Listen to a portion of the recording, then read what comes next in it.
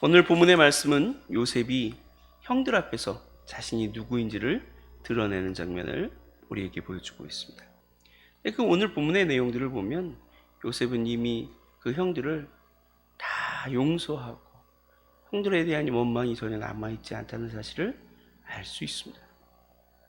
물론 이렇게 용서하는 과정들은 이전에 형들이 보여줬던 태도를 통해서 이제는 잘못을 했다고 느끼고 있고 회개하고 있고 뉘우쳤고 돌이켰다는 사실들을 분명히 알았기 때문인 부분도 있을 거예요.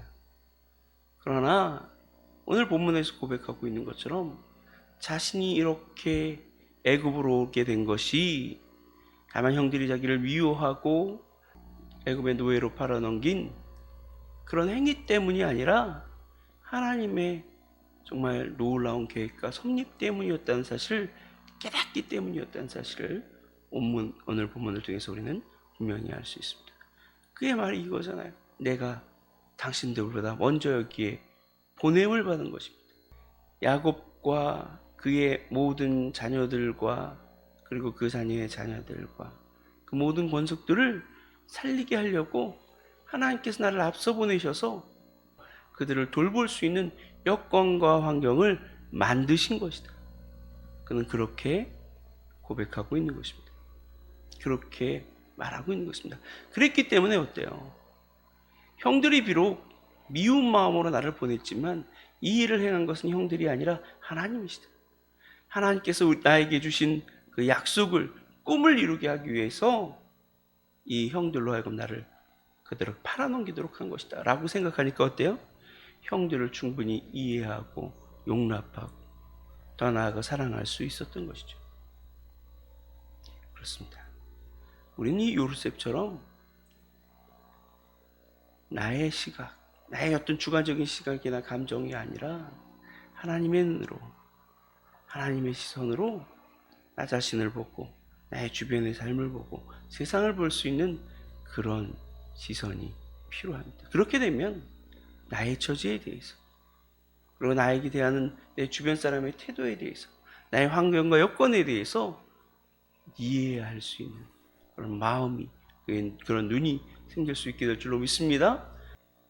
오늘날 이 시대 가운데서 우리는 이 코로나19로 말미암아 대단히 큰 고통을 당하고 있습니다. 하나님은 왜 오늘날 이 시대의 교회로 하여금 세상 사람들로부터 욕먹게 하고 모든 코로나19 확산의 어떤 그런 주범인 것처럼 오해받게 하고 모든 사람들에게 정말 비난과 비판의 소리를 틀게 듣게 만드는 것일까? 왜 그렇게 하시는 것일까? 우리가 그만큼 세상에 본이 되지 못하고 빛이 되지 못하고 소금이 되지 못하고 세상 사람들에게 신뢰를 줄 만한 자리에 서 있지 못했다는 사실들을 보여주는 거예요.